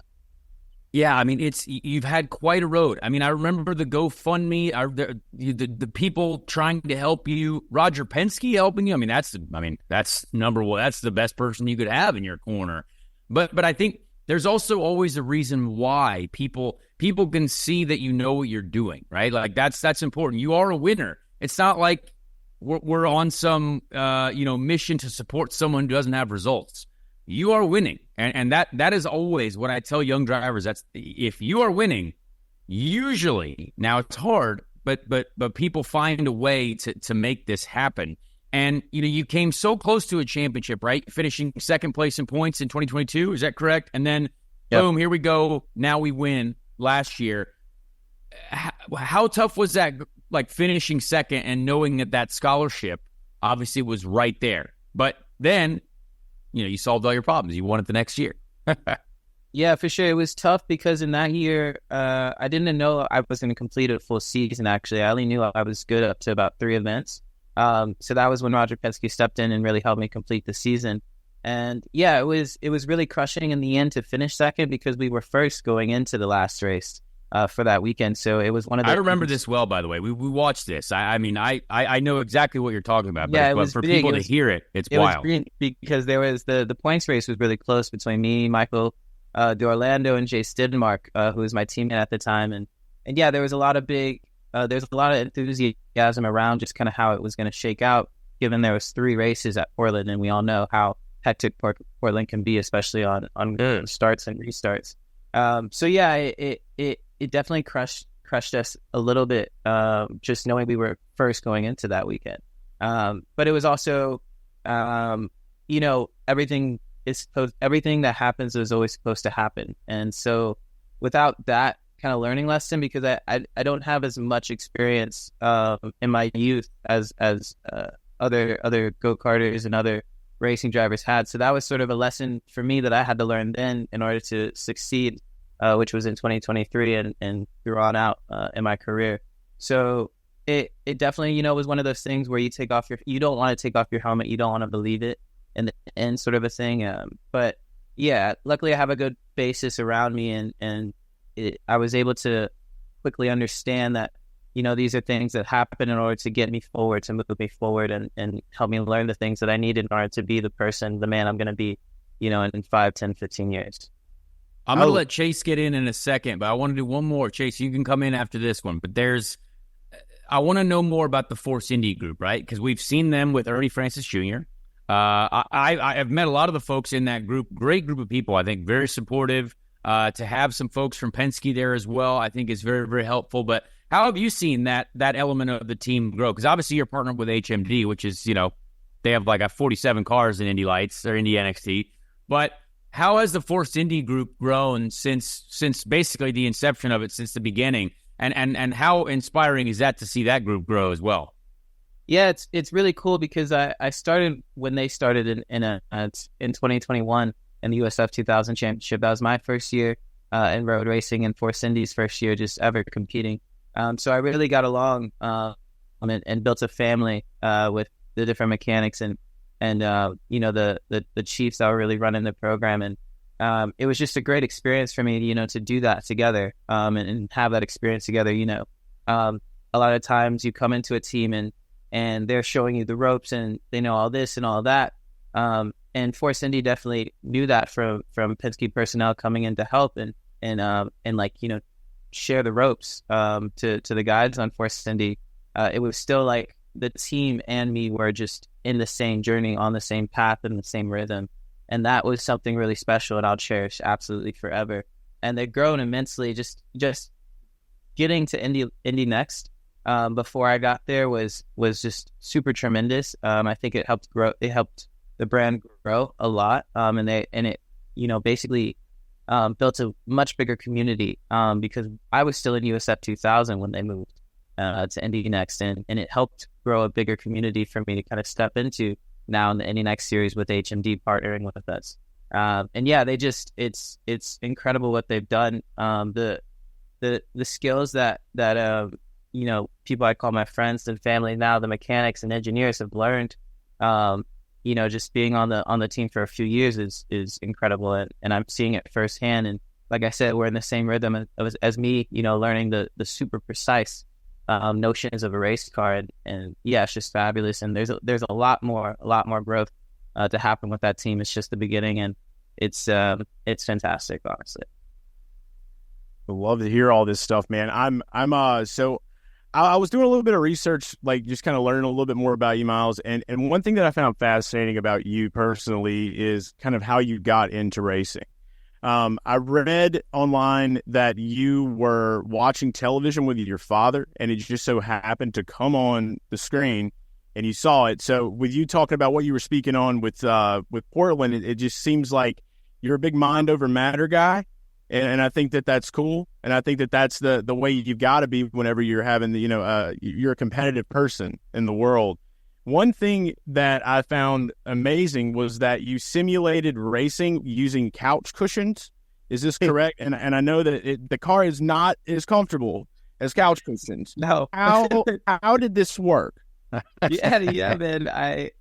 So when I was younger, I used to use anything I could to kind of makeshift my own simulator. And it was a sort of a situation where everything was kind of so flimsy and not, not basically robust enough to hold for a permanent amount of time. I always had to rebuild something in order to keep my wheel up and my pedals, where they're supposed to be. So I would use couch cushions, man. I'd use all these different kinds of chairs and desks, everything like normal sim racers would use to kind of, make it work just so you could be able to drive. So yeah, I got a wheel and pedals when I was about 11 years old, and I got the F1 2011 game. So about 8 years from when I discovered racing, I didn't really have anything to simulate driving. It was only watching it, on TV, playing with Hot Wheels, sort of a thing. So I finally got this wheel when I was 11, and yeah, anywhere I went, I wanted to take it, and I just wanted to drive on Gran Turismo 5, F1 2011. That was my stuff, man. And yeah, I would spend hours and hours and hours running these games, and like when I was little, I really believe there was a period of 4 years where I didn't race at all. I stopped when I was 17. I didn't go back in until I was 21 in the USF 2000 season. And I didn't watch. A lot of people don't know. I didn't watch racing at all. I didn't look at any news at all. Like, I was out of the scene. I didn't want to see it. I was, refocused and everything. And so, honestly, if it makes you feel any better, from 2017 to 2021, I wasn't full-time racing driver either. So I also spent 4 years trying to be a racing driver. So I feel that 4 year toughness. Yes, man. What was going on in that time? And coming back in, trying to relearn skills was was a little bit difficult. It just felt a little funny.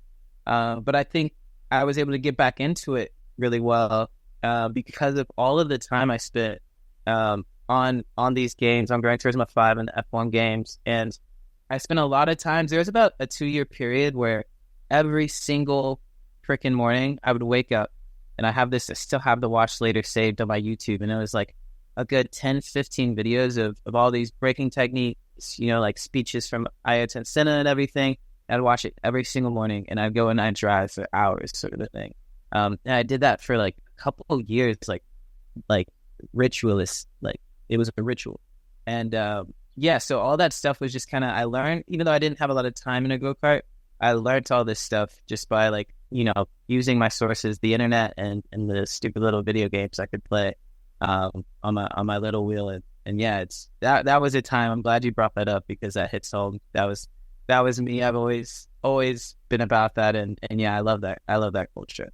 I love it, man. Look where we got you, brother. Look, that's what I'm saying, man. Ain't nothing stupid about it, dude. I mean, you just had a driver in NASCAR win a Daytona 500 that started on iRacing. So, I mean, right. It's a starting spot. It's real. So, I love to hear that. Those 4 years, right? So, when you go away from racing, it's very rare that you can come back, right? It's very rare. First of all, what did you find yourself, other than racing every morning on the simulator, playing games? That also makes me feel old because you were playing F1 2011. I played F1 2001 on the computer. No big deal. It was a great game. Had a nice little Momo steering wheel. It was cool. But we, in those 4 years, you're focused on racing. But did you, in your mind, were you prepared that, hey, I'm going to get back into racing? Like, I am going to make this happen at some point? Or were you starting to think, maybe there's other things out there to do? Like, what was that mindset like? Yeah, no, I was fully prepared. I love that. 120%. Yeah, it always scares me kind of thinking back to how confident I was when I was younger. But somehow I always knew I was going to have to have these skills in order to succeed. Sort of like kind of towards that context where I knew if I wanted to be the man I wanted to be, I had to work then and there in order to set up a basis to get to where I'm going. So let's learn a little bit about Myles outside the racing car, right? I assume in those 4 years, you also did other things, right? So what do you like to do outside the car? Obviously you have to focus your entire life on being a racing driver. Like, I don't do anything else except like play video games and try to be get Pokemon cards now. But anyway, what do you like to do outside of, because like I saw you walk around with a camera for a long time. Are you really into the photography stuff? Like, do you enjoy that? Yeah, man, I do. I like to do a lot of things. I mean, just honestly, just kind of embrace life in the moment. I'm big into filmmaking and photography, so I went to school for filmmaking. Wanted to be a DOP, director of photography, for a while. That's kind of evolved to wanting to kind of oversee the whole thing and be a director. But ever since I kind of started taking classes in filmmaking and everything, I kind of branched over into photography and studied studio lighting and fashion photography and things. And those things really captivated me to the point where I would also be happy, being a photographer for a brand or a magazine in my future. And really, I'm big in, I love just different creative styles, not just limited to photography and using a camera, but just any kind of creative style, whether it's drawing and painting and music. I just kind of love how people, especially the greats, learn how to distinguish themselves through what they make and what they see and what they want to portray. And yeah, that's something that's really captivated myself. I try to, as I grow in my driving and learning by myself on track, I try to, when I come off track, enhance that, that sort of ability, that sort of that place in your brain that, is able to absorb information. I try to push that by learning how to create, my own photography style, and eventually my own filmmaking style. And it's sort of a thing, that passion that I have for that. It's like, if I don't make a feature film by the time I die, I'll be really sad, sort of a thing. Let's go. I want to have my own feature film, make it, do it. Like, that's just a baseline, very generic goal from you, but I'm going to make it happen, sort of a thing. I'm very passionate on it. Dude, the art imitates life thing right there. I mean, you're an artist at heart, and I think that makes good drivers, man, because it fuels that passion, gets fueled. Yes. And you're a big fan of Lewis Hamilton, obviously, right? Yes. So I hear you say that you're big into fashion photography. In 5-6 years from now, when Myles Rowe is rolling up at Met Gala, what are you wearing? There you go. What is the vibe? I need to know what I need to see the vision. Yeah, totally. I mean, probably I wouldn't want to go too crazy, but that's so broad. You know what I'm saying? But I really like the idea of showing up to an event with a lot of eccentric things and going really simple with it. So I think a really nice black tie, suit would be great. But anything that's a little different, like little. I'm big into little touches, like little subtle touches. So something with the tie or something, or the cufflinks, maybe a little bit of extra flair and such, would really highlight it. But I'm big on simplicity. So no Jared Leto catsuit. Got it. No, not for me. Not in the next couple of years. Myles, I think you need to play this up. Like this has to be you. This has to be you on social media. This has to be you showing up to every Indy Lights race. I think as a young driver, and we're in an era now where we obviously see how powerful social media is. Like it is the ultimate, the ultimate attractant. It's the ultimate moneymaker for so many people. And I think you are such a unique person, but also a very talented driver. You know what I mean? Like there's plenty, like, hey, you're going to post a photo of you winning the race, right? Boom. This is awesome. But like during that week and leading and going into the racetrack, we're going to be looking good every week. You know what I mean? Like there's not enough of that, I think, in racing. Like you see in Formula One every Friday or Thursday, the drivers are walking in looking absolutely awesome or insane, or they look like psychopaths. I don't know. Either way, but it's unique. And it's something that specializes them as elite athletes and elite human beings. Right. And so I think you've got a lot there, and your mind, I can already tell, is at a very high level when it comes to just everything outside of racing, along with inside of racing, because you're going out and winning. So I think this is, as someone who is basically solely only on social media now, because I'm not really that employed, but you gotta use it. You know what I mean? Like you gotta be the whole, like, establish your brand. And that's going to attract sponsors too. That's going to attract support, and that's just going to be unique. You know what I mean? Mm-hmm. Yeah, no, I totally agree. Yeah, good point on the F1 drivers. It's just like, the sport, it just enhances any industry. Honestly, I mean, just the kind of energy when people come to impress, sort of a thing. It gives a certain energy to the whole event. And I plan to bring it, man. I'm good. One thing. This is kind of a random question, but have you ever had a painted helmet? No. Okay, because this is one thing that I wanted to say, because I'm a big helmet paint job guy, and I was like, I don't think Myles Rowe is a helmet paint job guy. Are we getting our helmet painted this year? Are we going to have some art up there? Are we going to have some creativity? Man. What's going on? No, man, we're going slick, simple carbon fiber. That's my thing right now, carbon fiber. Is that just really? And yeah. Keep it super simple. I'm not changing it for Indy next. Yeah, and maybe, I don't know, we'll see. There'll obviously be a Force Indy logo or something, but I'm going to keep it the same right now, and, we'll see what happens if/when IndyCar happens in 2025. Maybe there'll be a little something, but I want it to be really, really, really special, so I'm gonna keep it in my pocket for right now. I personally want you to have a helmet design. I don't care if it's something small. We need to let's get that GoFundMe going again for some paint money for old buddy here, because like I think you got such a great brain that I want to see what it comes up with. You know what I mean? I think there's something cool in there. Plus, Joseph Newgarden also only wore a black helmet for most of the beginning of his career. So you're following in good footsteps. Did he really? I didn't even know. Oh, yeah. That. Yeah. There's a picture of us somewhere here. He's only got black suit, black helmet. That's all he wore. Yeah, it's a little bit lucky, man. It's a little bit lucky. But yeah, I was thinking of doing one this year, but just like I wanted it to be so meticulous, sort of a thing, and it's gonna come from me. Like I'm gonna really put in a lot of work myself. Are you gonna paint it yourself? I'm not gonna physically paint it myself. Okay. No, we got people. We got some people. Yeah. I need a painter, but I can't paint it myself. But I'm going to work a lot on all the design myself. So throughout the whole year, I'll be doing that. Yeah, but honestly, I'm excited. I'm very excited to see what you come up with. I think you've got so much creativity in your mind that that's when cool helmets happen. I'm a big helmet trade guy. I love helmets. It's good stuff. It's gonna be good. One race. Yeah. One race. At least one race. I know you like to keep this simple, slick. I think there's a level of mysteriousness to that, and I kind of dig that. I might do it for one race. Might have to do it for Indy. Championship deciding race. All right, what's the race? The championship deciding race. Yeah, we're gonna have, something like that. We're gonna show up, and you're gonna blow people's minds. Yeah. By the way, what do you think of Nashville changing to the super speedway instead of? Oh, we love it. We're big fans of it. I'm an oval guy. Clearly, I'm the oval merchant. Some losers tell me on the internet, even though I literally am a road course guy at heart. I like it. I think it's exciting. I love oval racing. IndyCar is oval racing.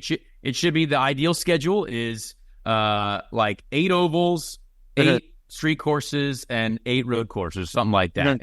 We'll just go with that. I don't know. However we get to at least 20 races is for sure the move. Right. Also, let's talk about a little bit more about your racing real quick before we let you go. Indy NXT this season is it's one of the strongest fields we've seen in a long time. Great teams, great drivers. You guys do get a lot of testing, which I've seen, which is nice, or a little bit of testing here and there. How have things been going adjusting to this new car? Who do you think are going to be your biggest competitors, essentially? And are you liking the car? Like, is this a car that you think suits your style? Yeah. Preseason's been really fun because kind of when I got into USF 2000, I kind of had a big car kind of driving style, big braking, slower minimum speeds, trying to straighten it out. So I had to my natural way of driving, I had to kind of build, a different style in order to run the USF 2000 and the Pro 2000 correctly. But coming into preseason, learning the IndyNXT, I can go back into my natural habits. A big late breaker, I love it. I love breaking as late as possible. Me too. So yeah, you can't do that in the Pro 2000 car really like that, or you'll kill a lot of momentum. You got to release it really fast and everything. But in this car, you can really hold on to it and hold peak pressure. So I'm really finding a lot of enjoyment in that. Especially using the downforce in high speeds. I've always, you always want more downforce as a driver. So yeah, just having more downforce in the IndyNXT cars is definitely something I'm looking forward to. I didn't expect its kind of behavior in low speed corners. When you turn and it doesn't have as much front grip as I thought it would. It's a little bit almost like a boat in the way it handles low speeds and that's quite interesting, learning how the weight affects, different classes of corners. And yeah, I think the season is going to be quite interesting. Like you said, it's tough competition as always. But you have people like Louis Foster, Jamie Chadwick, James Rowe. You have my teammates Nolan Siegel, Maurice Gold, Kyle Collette from Formula 3. Yeah, there's so many other guys. Jacob Abel is in his 3rd season. He's been looking strong all preseason. There's a few others that I'm probably missing, but yeah, that's just there's a lot of people that can be up there. And yeah, I've talked to almost everybody on the grid so far now, I think. But I'm excited because this season I feel really kind of honed in to just IndyCar and the paddock and everything. It kind of was a long road to being comfortable around everyone and talking around everyone. 2021, I didn't really talk to many drivers and such. 2022, it got better. 2023, it was really good. And I'm only feeling a steady kind of rate of momentum. So I'm really excited to just get out on track and, handle everything out there and continue, relationships off track and kind of see how that develops and such. And yeah, I'm just excited to, to experience the whole dynamic and everything. I think it'll be really fun. I love that. Honestly, I think you got so much going for you. I truly believe that there are a lot of people that see what you can do. There's certain drivers that now I'm sadly old enough to have seen several different situations and been through several different eras, but you can tell when someone's got something a little bit special, right? Sometimes you could say, all right, there's moments like this, right, that lead to, I think that guy's going to go someplace. And even this year, right? Like I hope in my mind and for racing in general, that you go into this year, it's not a focus on winning the championship, right? It takes championship drivers sometimes 1 year of learning and then win the championship. Like what you did just previously. You finished second in the championship, then you won. I did the same thing in my Pro Mods thing. I tried it with GB3. I didn't quite win. I got wrecked. But you use a year to learn. This year is a learning year, and I really hope that you get that chance to then come back and take advantage of everything that you learned in year one, and you win 10 races, right? And then you win the championship, and it's like, well, guess what? There's only one place to go. It's IndyCar. Now, it might be the best year ever, and you could win the championship. That would be even better. But I would definitely say for you to not ever worry about that. You just take every race as a learning experience. You're going to do well, and you're also going to have moments where you're like, that sucked. But that's part of being a young and up-and-coming driver. So I think you as a brand and as a person, and you said you're getting more and more open out into the community and hanging out with people, keep doing that. Let the fans know, interact with all the people that are supporting IndyCar. Just keep doing your thing. Be a social media guy too. It's hard to do it all sometimes, but I think you've got so much potential. I think you've got the talent though to do it as well. And that's when it all goes together. That's important. So I appreciate you coming on this show to share a little bit about yourself with us, because this is an IndyCar podcast. I'm trying to be an IndyCar podcast. We've had a couple Indy NXT folks on, and we want to pay attention. So tell everyone here right now where they can follow you on all the channels, so we make sure everyone we establish a base of following Hood, and then we appreciate you. Yeah, I appreciate you and Chris, Connor. It's a pleasure to be on here. Everyone, you can follow me at Myles Rowe Official. That's Myles with a Y, MYLES ROWE Official on most of the social media platforms. And yeah, thank you guys again. This was really fun. Yeah. No problem, man. Hey, good luck. Thank you so much, Myles Rowe. Everyone, we're gonna have a great year in Indy NXT. It's gonna be great to watch. So thank you, my friend. Thank you, guys. Plan. Yep. Well, we appreciate Myles Rowe for that interview. Great to get to know him. I truly do want to spend more time chatting with Myles as he goes through his Indy NXT season. Very excited for him, honestly. I think he's got a lot of potential. He's got a lot of support behind him, and it's just exciting to see. Excited to see him get the chance. He is not the youngest driver. I mean, my first Indy 500 I was 21 years old, and I thought that was old. He's 23, so. He's got an exciting life in front of him. He's got so many other talents too that I did not know about. Film directing, art, all this. I mean, it's amazing. So, Chase, what do you think? Pure artists right there, man. Look, pure art. Like what was the movie, The Art of Racing in the Rain? Yes, it captures just the artistry of a racer. I can't wait to see what his the helmet that he decides to paint looks like. Me too. You say that I think that's going to be a cool thing for him. Once a year, he'll just come out. That'll be he'll bring Met Gala to Indy NXT. I hope so. I think. I do hope so. Yes. So with that brings us to the end of the show. That brings us towards our favorite segment of all time, the Ricky Treadway Random Indy 500 Driver of the Week. The greatest event of its kind that's ever been run on.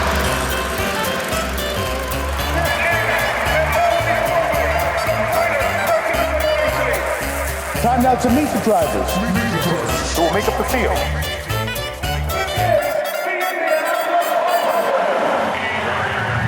All right. This week, I asked Chase to pick a year. This was not down to me. I used a team effort scenario here. Team effort scenario. I went with the 1937 Indy 500. Thank you, Chase, for this 1937 Indy 500. Race won by Wilbur Shaw, a name that we know well. I went with the 28th place finisher. The 28th place finisher, Bob Swanson. Bob Swanson finished 28th in the 1937 Indy 500. Robert John Swanson was an American race car driver. Swanson won the first Turkey Night Grand Prix midget car race in 1934. At the 1939 Indianapolis 500, he was involved in an accident that killed defending champion Floyd Roberts.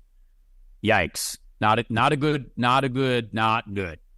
Thrown out of his car when Roberts hit him, Swanson lay unconscious on the track as the car overturned and caught fire. His lucky escape proved to be only a temporary reprieve as Swanson was killed a year later while attempting to qualify for a midget race.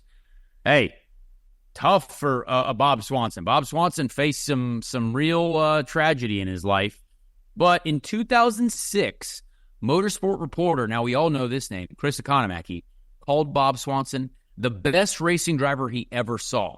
So Bob Swanson apparently had a lot in him, a lot of talent. 3 Indy 500s from Bob Swanson, 1937, 1939, and 1940. So 3 Indy 500s to the name of Bob Swanson, and R.I.P. Bob, R.I.P. Bob Swanson. Yeah, man, the Gone Too Soon was one of the greats, and of course, I got a fact that absolutely an unconfirmed report. Yeah, I'll just say this much. Growing up, for one, just a man of many names. Robert, Bob, James, Jim. Jim Swanson was what we knew him as. When we would be thinking about it, Jimmy Swanson. I remember growing up when I was a young boy, my mother used to go out into the front of the house, and there was always a big truck that would pull up. It was the Swan Man truck. Of course. Swan Foods. We would get a nice catalog. We would order it. Now I have unconfirmed reports that because of the race he won, turkey was mentioned. Turkey night. Turkey night was mentioned. Turkey was one of their specialties. I will say that they had some great turkey from the Swan Man, and every time we pull up. So, I like to think that because of all the great memories that I had with the Swan Man, that it was because the whole company was created because of our good guy, Jimmy Swanson. So I will say that much right there. Some of the greatest food in the world catalog every month. Great childhood memories. Jimmy Swanson, he gave that to us. Shout out. I love that. Bob Swanson, Jim Swanson, John Swanson, whatever you want it to be, Bob Swanson, the random Indy 500 driver of the week. We appreciate Chase adding some character to him. You know what I mean? We don't know if that's true or not, but we believe it. We believe that we give these people a chance to be remembered. So with that, we appreciate everyone. Thank you once again for listening to this show. I truly believe we started this year really strong. I've really enjoyed the show this year. I think we have some very, very special guests in front of us. I hope to be doing a lot more work with IndyCar as well. I think we got some really cool stuff on the horizon. Next week we essentially have a race preview show, right? We got St. Pete coming right up. Very, very excited. We can look into the details of the St. Pete event. I don't actually know who's on next week as a guest. We shall see. We're trying to get Jamie Chadwick on the show as well. She's potentially going to be on the show here soon, potentially after St. Pete. We've obviously got some weeks to cover before the next IndyCar event as well. So lots of exciting things going on. Be sure to pay attention. By the time this episode airs, you will be able to see all the testing results from the first 2 days of the IndyCar test. And with that, please leave us a rating, leave us a review, tell your friends to tell their friends about our show. And we appreciate you guys listening. As always, thank you for listening to Speed Street.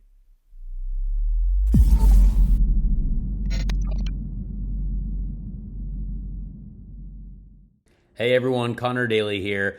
Please leave a like on this video if you did enjoy it, and also subscribe to the channel as well. That would be very helpful. Be a friend, tell a friend. Thank you so much for the support, and we'll see you on the next episode of Speed Street.